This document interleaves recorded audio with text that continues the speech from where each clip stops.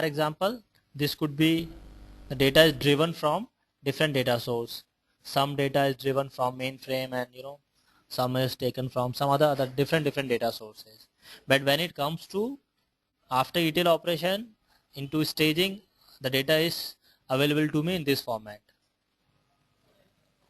Okay, so although as a Hyperion consultant we do not bother about how ETL operation works, it's in the background process, back operation work, but if we know, it's an added advantage once, right? So once we have a data from disparate source, we push data into centralized location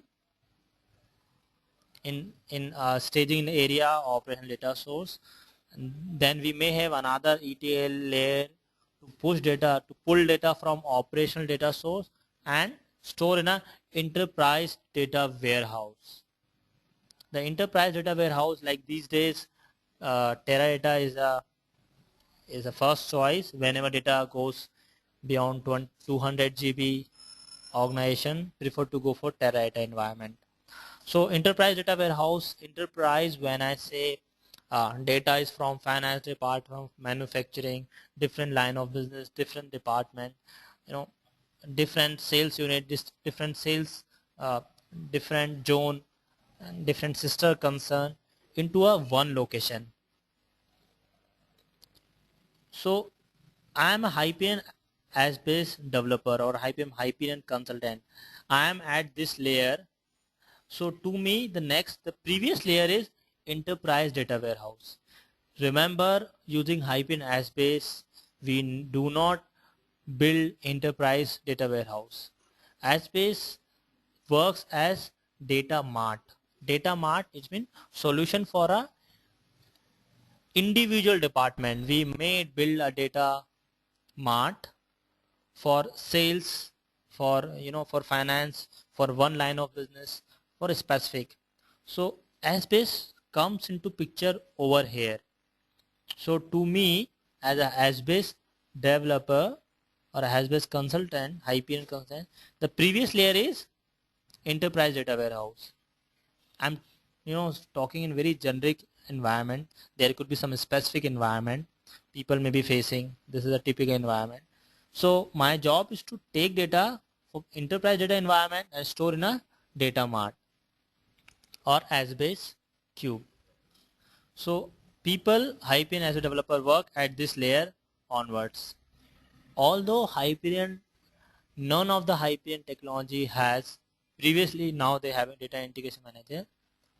None of the Hyperion technologies has ETL, full-fledged ETL tool. Hyperion technology has some of the ETL products, some of the ETL functionality, basic ETL functionality, but Hyperion is not full-fledged ETL tool. It does not have full-fledged ETL tool like Informatica data stage. So once data is available to me in Hyperion Asbase, I may view data. The business user are over here. They see data in terms of reports. We may have a planning application, data mining, and other application. So this diagram says a complete data warehousing picture where Asbase comes into picture over here. For a small organization, they may skip this enterprise data warehouse. They may take data directly from single operational data source. That is also possible. It's not thumb rule. It's depend upon the organization budget and their technology. There are many other aspects, but we are talking in very ideal scenario.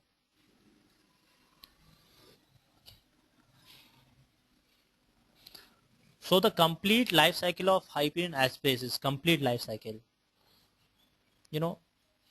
This diagram also shows for data warehousing, the data comes from operational data source.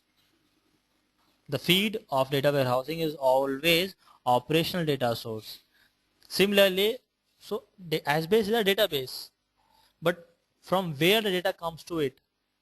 What is the source of data for Hyperion Asbase? The source of data, the Hyperion Asbase, is often flat files or relational database. So we get data from one of these data source. We'll talk about these two methods. We'll talk about how to extract data from relational database, and we'll also talk about how to extract data from flat files, because like in some environment I'm using mainframe. Hyphen Essbase is not capable enough to extract data directly from mainframe. So in that scenario, we push data into flat file.